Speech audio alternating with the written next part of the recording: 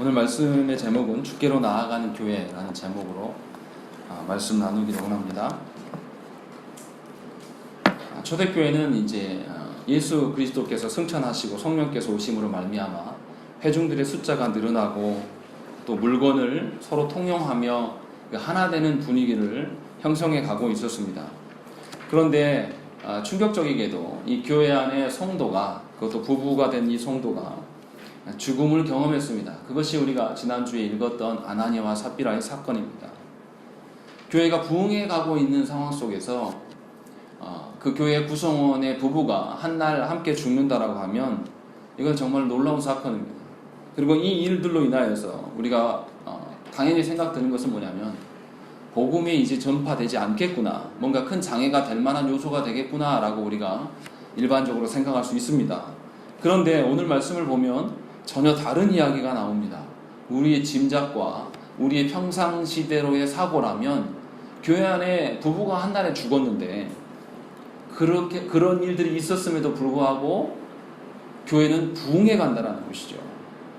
뭔가 교회 안에 뭔가 다른 요소가 있다라는 것이죠. 이 초대교회 성도들이 뭔가 다른 관점으로 그 죽음을 바라봤다라는 것을 우리가 유추해 볼 수가 있습니다. 그래서 오늘 말씀을 통해서 초대교회가 이 아나니아와 삽비라의 그 사건을 어떻게 인식하고 있는가, 또 그리고 하나님께서는 어떻게 교회를 이끌어 가시는가를 살펴야 되는 것입니다.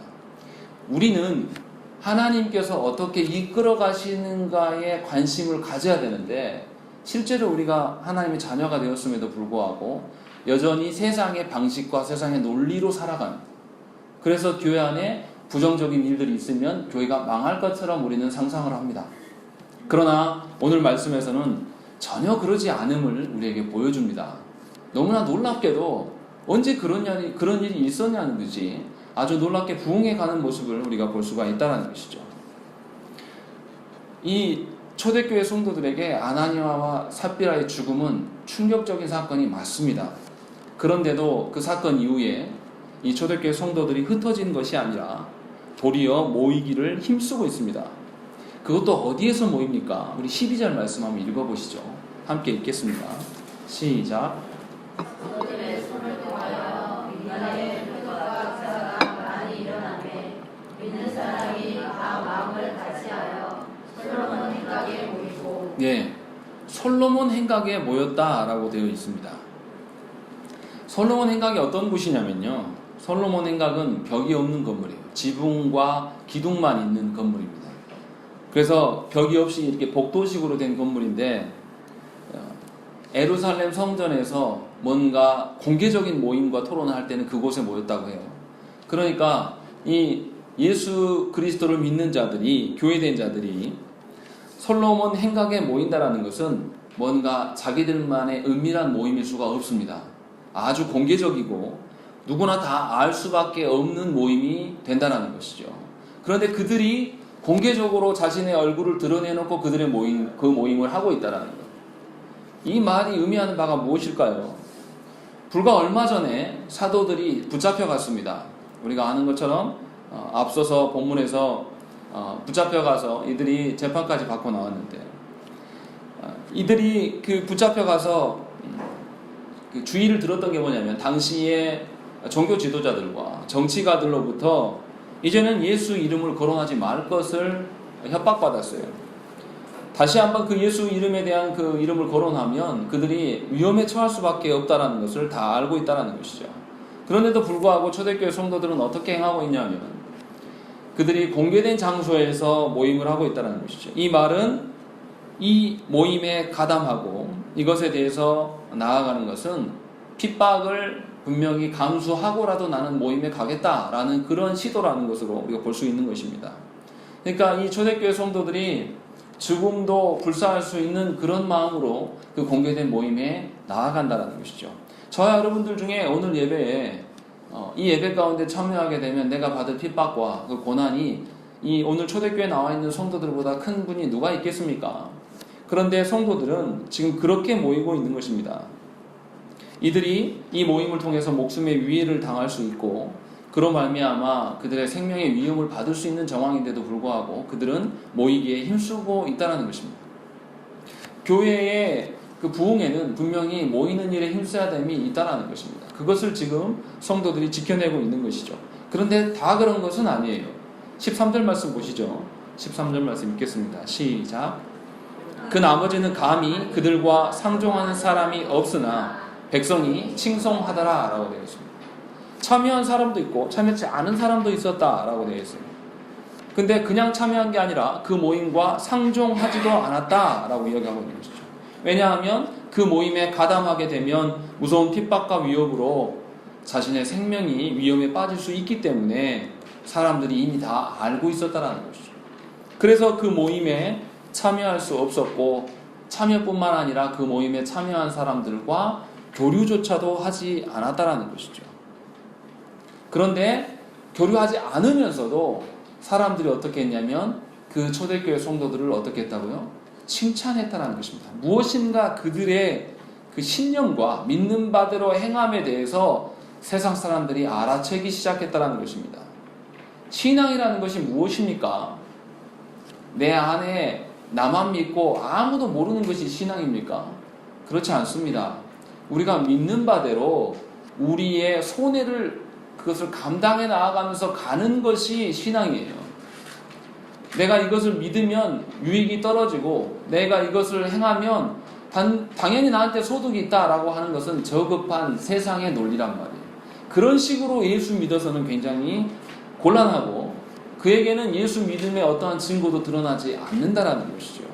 분명하게 이들은 솔로몬 행각에 모이는 것이 자신의 앞길과 자신의 그 인생에 있어서 큰 장애가 될 수 있고 자신의 자녀들과 자신의 가족에 위협이 될 만한 일임에도 불구하고 그들이 그렇게 모이기에 힘쓰고 하나님 말씀 듣기를 소망하자 세상 사람들이 그들을 알아보기 시작하고 그들을 칭찬했다라는 것입니다.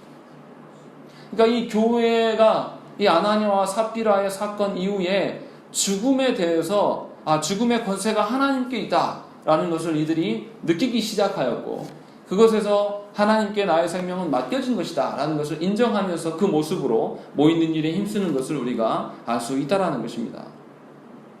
그리고 놀라운 것은 그들만 그랬냐? 기존의 성도들만 그러했느냐? 그렇지 않다라는 것이죠. 14절 말씀 우리 한번 읽어보겠습니다. 읽겠습니다. 시작. 그리고 주께로 나오는 자가 더 많으니 남녀의 큰 무리더라. 예, 이 먼저 믿었던 자들이 하나님의 말씀 앞에서 자신의 생명과 그 핍박에도 불구하고 하나님의 뜻대로 내가 살렵니다 라고 자신의 목숨을 내놓고 그 모임에 참여하자 칭찬만으로 끝나는 것이 아니라 그들의 모습을 보면서 너희들이 믿는 신이 진정한 하나님이시고 진정한 주님이시다 라고 인정하면서 나오는 자들이 많았다라는 거예요. 그래서 남녀의 큰 무리였다 라고 이야기를 하고 있다는 것입니다. 초대교회의 그 아나니아와 삽비라의 그 사건 이후에 죽음 이후에 초대교회가 몰락할 수도 있는데 놀랍게도 더 큰 부흥을 경험하고 있고 이것이 실제로 가능하고 있고 더 많은 사람들이 모이고 있다는 것이죠. 도대체 이들에게 하나님께서 어떻게 역사하시는가? 하나님께서 도대체 이들의 신령을 어떻게 변화시키고 있는가? 이것이 우리가 봐야 될 그 중요한 요점입니다. 지난주 설교 때도 말씀을 드렸지만 하나님께서는 아나니아 삽비라를 통해서 이 교회에게 무엇을 심어주셨습니까? 우리 5절 말씀 한번 읽어보시죠. 아나니아가 함께 읽겠습니다. 시작. 아나니아가 이 말을 듣고 엎드러져 혼이 떠나니 이 일을 듣는 사람이 다 크게 두려워하더라. 11절 말씀도 읽겠습니다. 시작. 온 교회가 이 일을 듣는 사람들이 다 크게 두려워하니라 라고 되어 있습니다. 5절과 11절에 두 번이나 강조를 하죠. 하나님께서 아나니아 삽비라 사건을 통해서 교회와 사람들에게 두려움을 심겨주고 있다는 것입니다. 5절과 11절에 반복적으로 누가가 강조할 만큼 지금 하나님께서 두려움을 주신다는 것이죠. 그러면 초대교회 성도들에게 이 두려움의 의미가 무엇일까요? 우리가 아는 것처럼 귀신을 무서워하는 것처럼 그냥 벌벌 떠는 이런 두려움을 이야기하는 것일까요? 그 두려움의 실체를 알아야지 오늘 우리가 이 말씀의 의미를 알 수가 있는 것입니다. 일반적으로 두려움은 사람의 주의를 끌게 하는 효과가 있습니다. 뭔가 무서운 일이 딱 생기면 모든 일에 제쳐놓고 그 두려운 대상 앞에 우리가 집중하게 됩니다. 근데 두려움 자체가 본질적인 힘은 있는 것은 아니에요. 우리가 착각하지 말아야 될 것은 공포심을 심어준다고요. 그 공포심 자체가 우리를 위해하거나 우리를 어떻게 할 수는 없어요. 우리가 무엇인가에 집중하고 모든 일을 손 놓게 만들 그런 힘은 있지만 어떤 그것이 직접적으로 우리에게 위해를 가할 수는 없다라는 것이죠. 그래서 어떻습니까? 두려움이 왔을 때는 깜짝 놀랐다가 두려움이 가시면 우리가 어떻게 하죠? 다시 원래 내가 했던 일로 되돌아갑니다. 그러니까 두려움을 하나님께서 주시는 것은 뭐냐면 이 지금 초대교회 성도들에게 뭔가 주의를 집중하기 위해서 뭔가 하나님께서 주의사항이 이것이다 라고 환기시키기 위해서 지금 이것을 주고 있다는 것이죠. 그러면 이제 이렇게 물어볼 수 있습니다. 두려움 이야기하기 전에 한 가지 생각해 봐야 될 게, 그러면 두려움을 이용해서 복음을 전하는 일이 합당한 것인가 이렇게 물어볼 수가 있습니다. 하나님께서 이렇게 사용하니까 그러면 겁박하고 위협해서 복음을 전해도 되는 거 아닙니까? 억지로 복음 믿게 하면 되는 거 아닙니까? 라고 우리한테 이제 반문할 수가 있는 것이죠. 많은 사람들이 또 교회가 복음을 증거할 때에 심판이 곧 임한다. 심판이 임하면 너희들 다 불바다가 된다. 불지옥을 경험한다. 이렇게 사람들에게 공포심을 자극해서 복음을 전하는 무리들이 교회 안에 상당수 많습니다. 또 이것을 확장해서 이야기하면요, 사람들에게 전도하고 싶어서 뭔가 사람들의 영혼에 대해서 관심이 지나치게 많아지면 극단으로 가는 경우가 생기는데, 어떤 일이냐면 그들의 동기가 선하다고 볼 수는 있겠지만 동기가 선하다고 해서 그 과정이 아무렇게나 해도 되는 것은 아니에요. 무슨 말이냐면 내가 누군가를 전도하기 위해서 그에게 하나님께서 원하시는 방식이 아니라 자기 내 나름대로의 방식으로 막 전도하면 그게 전도냐 이 말이에요. 지금 제가 질문하는 게. 두려움을 조장해서라도 복음을 전하면 복음 전하는 것이 아니냐 이렇게 말할 수 있냐고 묻는 것이죠. 그럴 수 없다라는 것이죠. 동기가 선하다고 해서 그 과정이 선하지 않으면 하나님께서 쓰시지 않아요. 하나님께서 지금 이 초대교회에게 두려움을 주시는 것은 그러한 방식으로 두려움을 주시는 것이 아닙니다. 뭔가 위협하고 협박해서 이 초대교회 성도들에게 짓밟히고 힘에 눌려서 지금 하나님을 더 신뢰하라고 그렇게 만들고 있지 않다라는 것입니다. 그런데 우리는 너무나 착각해서 자신이 경험해왔던 방식을 너무나 맹신합니다. 그래서 어떻게 하냐면 자신이 경험한 동일한 방식으로 복음을 전하라는 그런 극단이 우리 가운데 있다는 것이죠. 그렇게 해서 이 복음을 훼손하는 자들이 우리 안에 있다는 것입니다. 뭔가 사람들에게 위협한다든지 아니면 뭔가 사람들한테 잘해줘서 예수 믿게 한다든지 그렇게 해서 예수 믿어지는 것이 아님에도 불구하고 사람들이 동기가 선하면 그 과정이 악해도 상관없다. 이런 식으로 나아가는 경우가 있다는 것입니다. 그러나 우리가 잘 생각해 봐야 될 것은 하나님이 주신 두려움은 그런 두려움이 일단 아니고 그 다음에 우리가 하나님의 일을 함에 있어서도 아무리 주의 일이라고 포장한다고 해도 그 과정이 옳지 않으면 하나님께서 쓰시지 않는다는 것입니다. 그러니까 한국교회가 이러한 분위기가 있어요. 주의 일이라고 포장만 되면 그 과정이 합당하지 않고 불법을 자행해도 괜찮다라고 인정하는 이 교회 분위기가 있다는 거예요. 그들이 하나님께서 쓰시는 주의 일꾼이라고 할 수가 있겠냐 이 말이죠. 그럴 수가 없다라는 것이죠. 우리가 여기서 잘 기억하셔야 될 게 제가 왜 이 이야기를 드리냐면 하나님이 굳이 두려움을 통해서 이렇게 하셔야 되나? 이 두려움에 대한 오해를 갖게 되면 우리가 그런 것을 남용할 수 있기 때문에 말씀을 드리는 거예요. 분명하게 우리가 알아야 될 것은 하나님의 일을 함에 있어서 하나님의 방식으로 행해야지 하나님이 받으실 만한 것이 됩니다. 아무리 동기가 선해도 그 과정과 방편이 하나님의 것이 아니라 세상의 어떠한 것이나 우리의 어떤 체험이나 경험에 근거한 것이라면 하나님이 좋아하시지 않는다는 것이죠. 사도행전에서 이 두려움을 이야기하는데 이 두려움에 대해서 이야기하는 것이 무엇이냐면 지나친 열심을 막아내고 있는 것입니다. 무슨 말이냐면 이 초대교회 성도들 지금 막 물건을 서로 통용하고 열심히 내고 막 사람들이 모아지고 막 분위기가 좋아져요. 그러니까 사람들이 이렇게 부흥하고 성장하게 되는 사람들의 습성이 어떻습니까? 하나님을 더 의존합니까? 아니면 자기 힘을 믿습니까? 일반적으로 자기 힘을 의존하게 돼요. 그러자 하나님께서 그들에게 뭔가 제동을 걸어주는 거예요. 너희들이 부흥함이 하나님으로 인한 것이지 그리스도의 어떠함으로 말미암은 것이지 너희들의 열심과 너희들의 수고가 아니다 라고 알려주기 위해서 이 두려움을 사용하고 있다는 것이죠. 그런데 하나님께서는 딱 거기까지만 두려움을 사용하시는 거예요. 두려움의 능력이 있다, 어떤 게 있어서가 아니라 두려움을 통해서 하나님의 심판이 어떠한 것을 고려할 수 있도록 만들게 하고 있다는 것이죠. 인간이 율법의 정죄 아래 빠져 지옥에 매여 있는 존재임에도 불구하고 인간은 세상을 탐하고 그것을 잔뜩 뒤집어 쓰면서 매우 즐거워합니다. 신자들도 그래요.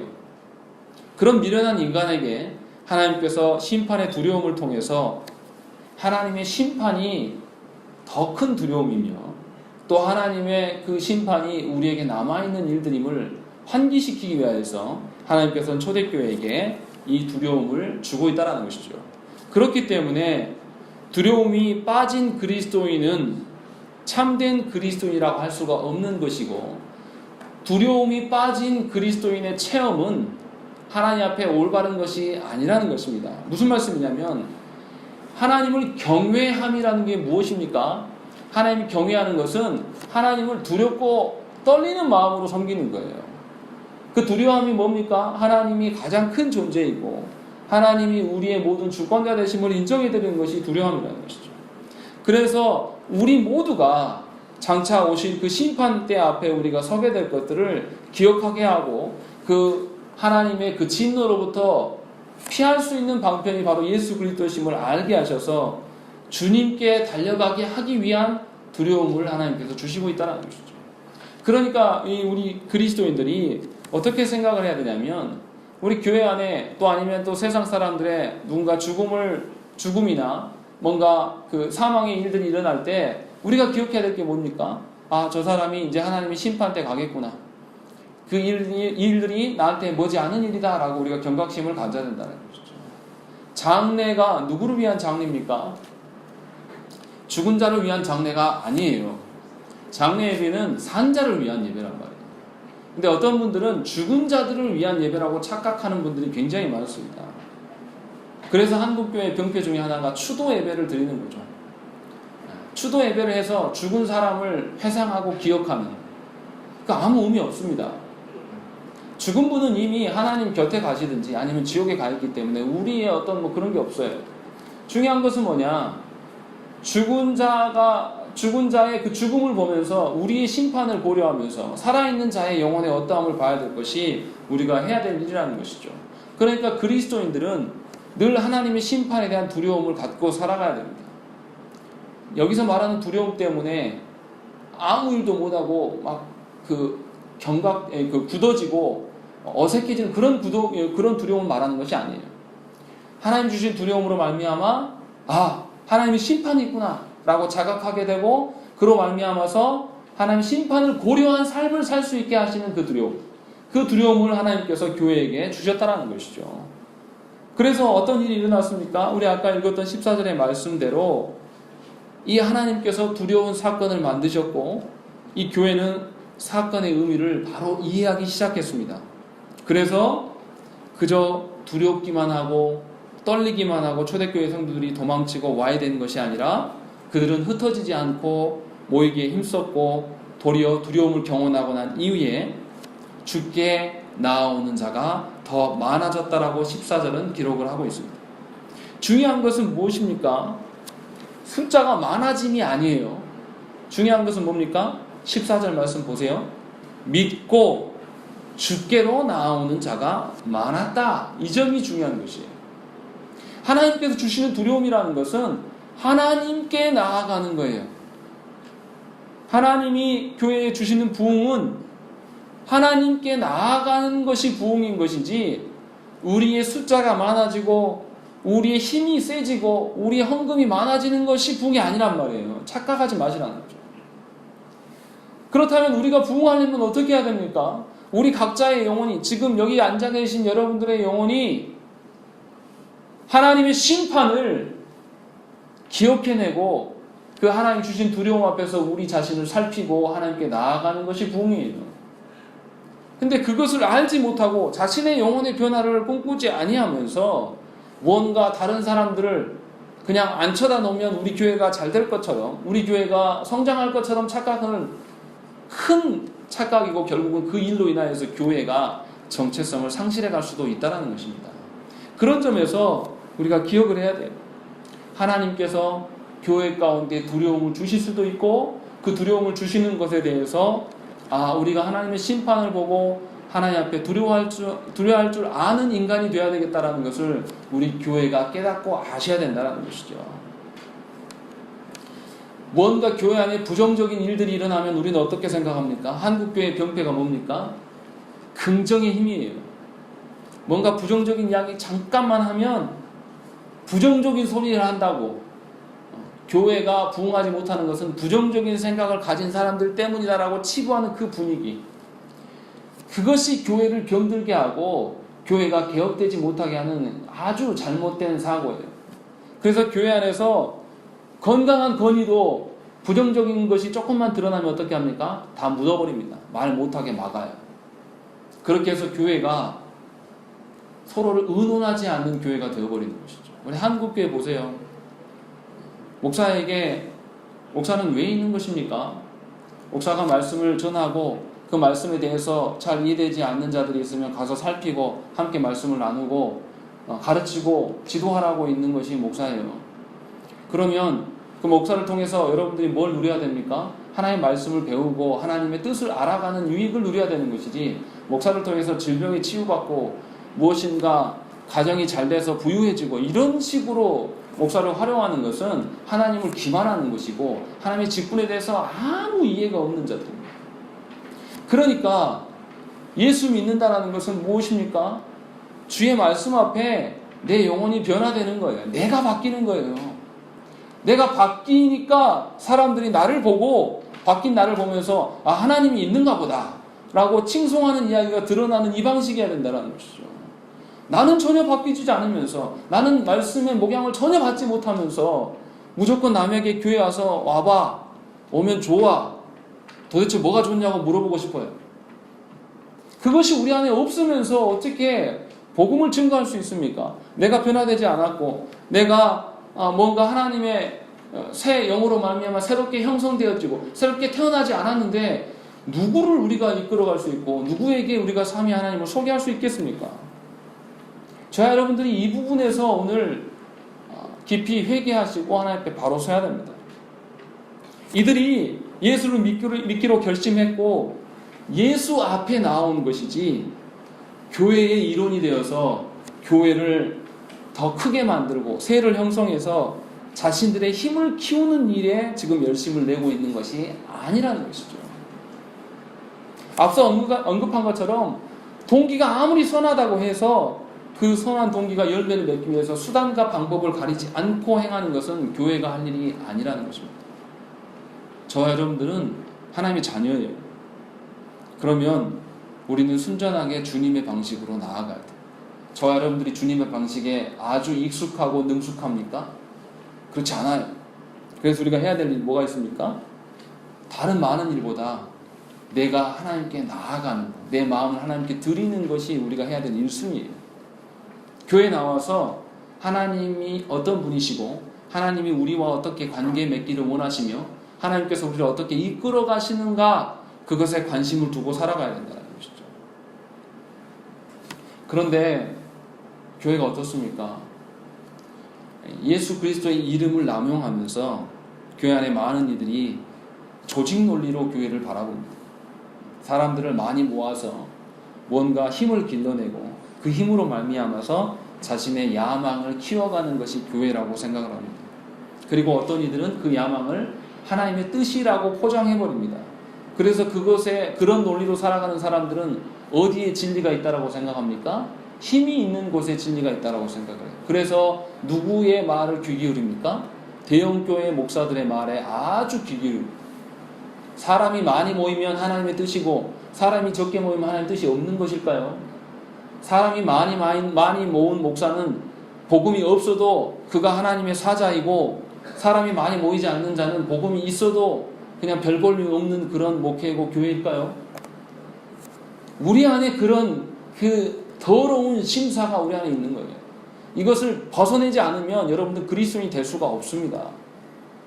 이런 논리들을 여러분 안에서 완전히 제거해내야 됩니다. 그래야 해서 하나님의 방식은 세상과 전혀 다르다는 것을 우리가 알고 인정하고 또 그렇게 우리가 살아내야 돼요. 그렇지 않으면 우리는 예수 앞에 나아갈 수가 없습니다. 아무리 교회 안에 있다 할지라도 예수 앞에 나아가지 않은 자들은 신자일 수가 없습니다. 믿음이 없는 자들이 살아계신 하나님께 잘 보일 이유가 뭐가 있겠습니까? 보여지는 사람 앞에 인간관계가 훨씬 더 중요하죠. 그래서 인간관계 회복을 위해서 열심히 기도하고 사람의 보여지는 일에 열심을 낼 수밖에 없다는 거죠. 이런 자들에게 하나님의 두려움이 유발돼봤자 그게 무슨 의미가 있겠습니까?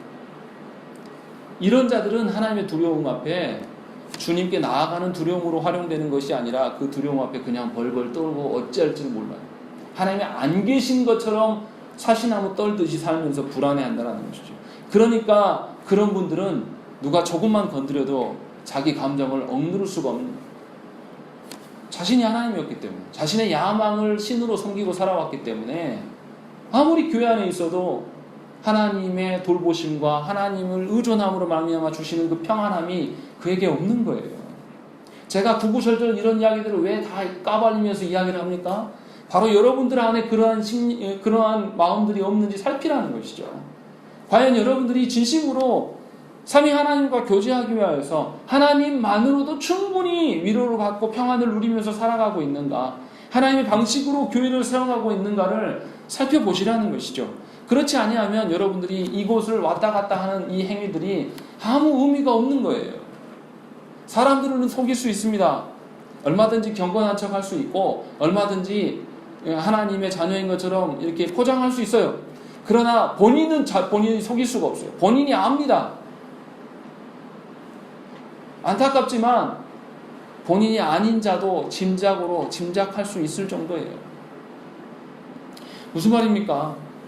하나님을 알고 하나님의 두려움을 느끼는 자들이 일상에서 하나님을 의존하지 않겠냐 이 말이에요. 하나님 심판을 염두에 두지 않겠냐 이 말이죠.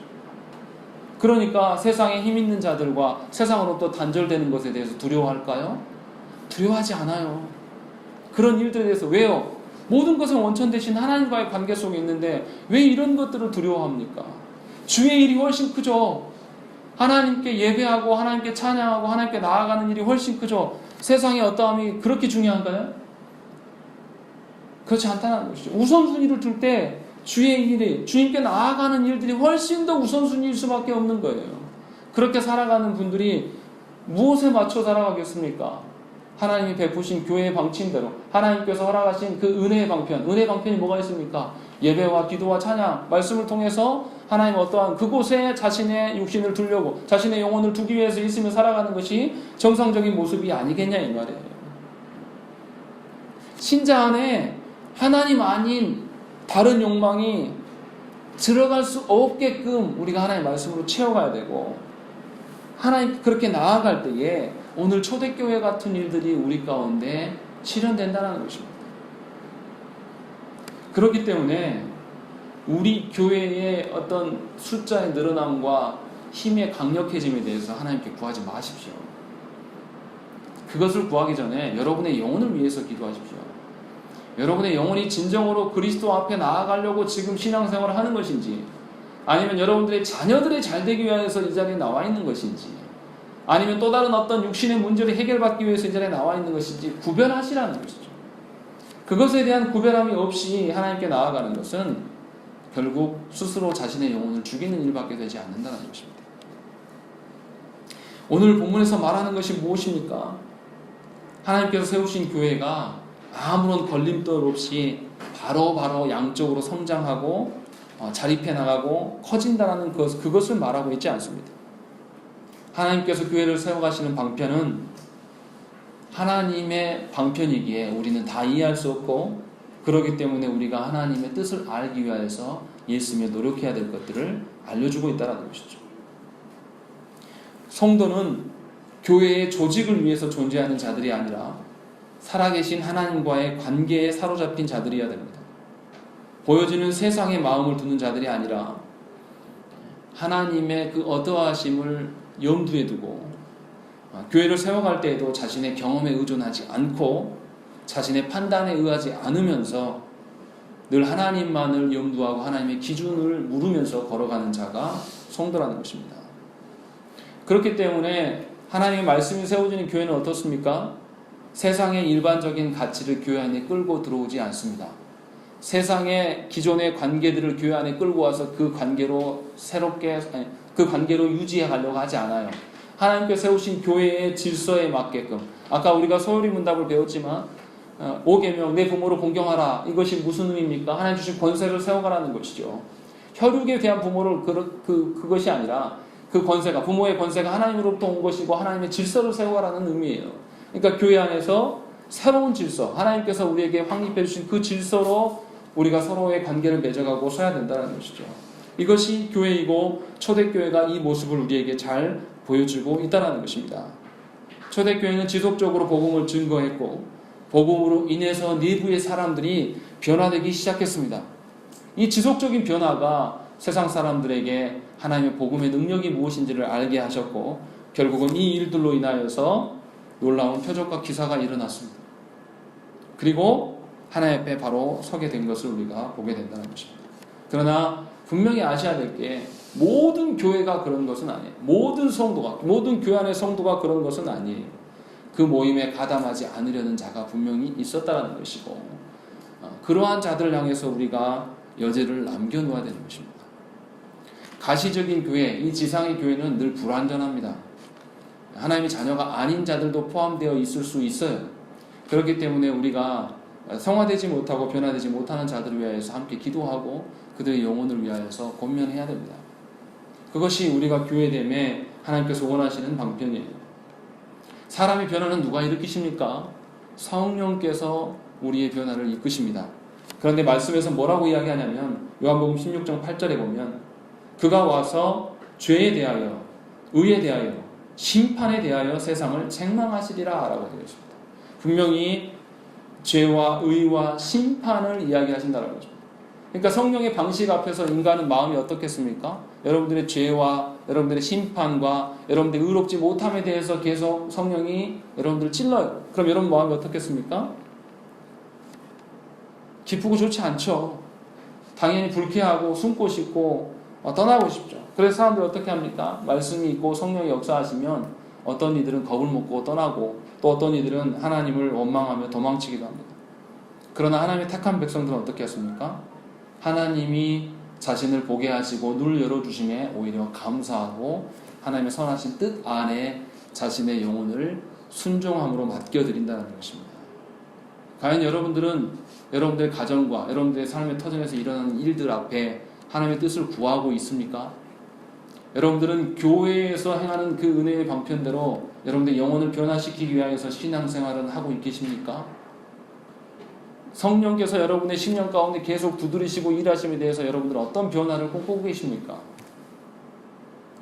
초대교회가 초대교회만 있었던 일로 치부될 수 있는 것입니까? 아니에요.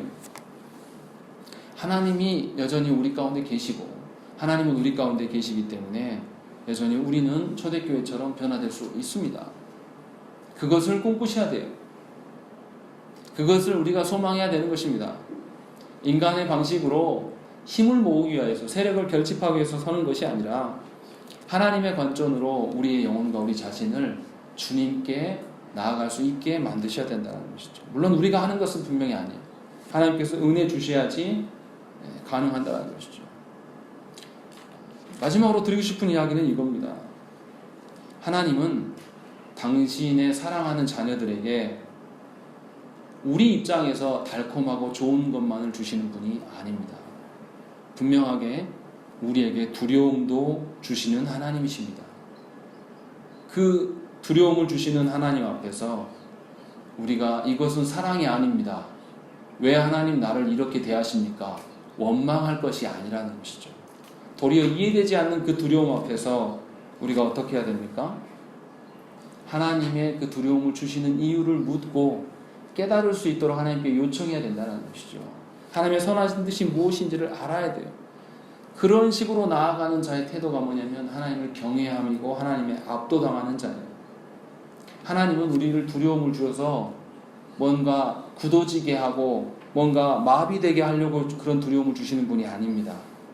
하나님은 죄인된 우리에게 하나님의 거룩이 무엇이고 의가 무엇이고 평강이 무엇인지를 깨닫게 하시기 위해서 우리에게 두려움을 주신다는 것이죠. 그래서 초대교회 성도들은 하나님께서 주시는 그 사건 앞에서 이상히 여기지 않았습니다. 교회 안에 두 부부가 죽었을 때에, 두 사람이 죽어나갔을 때에 이 공동체 이상하다, 아이고 우리 교회 망했네 하지 않고 그 앞에서 하나님의 두려움의 뜻을 보았다라는 것이죠. 그래서 오히려 더 자신을 돌아보면서 하나님의 시선으로 공동체를 살피기 시작했다는 것입니다. 우리는 어떻습니까? 여러분들은 여러분의 가정과 여러분의 교회 안에 부정적인 사건이 일어날 때 거기서 하나님의 뜻을 찾습니까? 아니면 긍정적인 사고만 하는 것이 그리스도인이라고 생각을 하십니까? 우리 각자 스스로가 너무나 세상과 닮아 있어서 하나님의 방식에 대해서 무지합니다. 무지한 것은 다 거기서 거기에요. 그런데 문제는 뭐냐면 무지한 것을 인정하지 않습니다. 자신이 안다고 생각을 해요. 우리 중에 하나님의 뜻을 아는 자가 누가 있습니까? 저와 여러분들 중에 하나님의 뜻을 선명히 알아서 여러분들이 그렇게 신앙생활을 해온 적이 하루라도 있었습니까? 우리는 한 번도 그런 적이 없었어요. 하나님께서 깨닫게 해주시고 오늘까지 우리를 보존해 주시고 죄로 물들지 않게 지켜주셔서 이 자리에 앉아있는 거예요. 그렇다면 오늘에서라도 우리가 어떻게 해야 되겠습니까? 하나님의 선하신 뜻 앞에 우리의 마음을 내려놓고 하나님께 나아가는 일에 열심을 내야 된다는 것이죠. 주께 속하였기 때문에 감히 우리가 나의 인생을, 우리의 인생을 우리의 것이라고 말하면 안 된다는 것이죠. 순전히 하나님의 것이다. 우리가 결과를 운운하기보다는 하나님께 결과를 맡겨드리면서 저와 여러분들의 태도를 하나님께 기쁘게 드릴 수 있도록 고민해야 되는 것이죠. 이것이 그리스도인들이 해야 될 일이에요. 그것이 기본입니다. 그렇지 않고 우리가 주님의 것을 넘보고 주님의 자리를 탐하는 것은 하나님께 대적하는 일이고 범죄하는 일입니다. 그래서 저와 여러분들이 하나님이 우리에게 이해될 수 없는 사건들을 만드심 앞에서 도리어 하나님께 묻고 하나님의 말씀 배우기에 힘쓰시고 모이는 일에 열심을 내셔서 하나님의 선하신 뜻을 알고 그 선하신 뜻 아래서 살아가시기를 간절히 부탁드립니다. 그러할 때 우리는 무엇을 보냐면 하나님의 일하심과 하나님의 돌보심을 확실히 경험할 수가 있는 것입니다. 그것이 신자를 돌보시는 하나님의 능력이고 힘임을 경험하시고 누리는 여러분들 되시기를 간절히 축원합니다. 우리 함께 기도하겠습니다.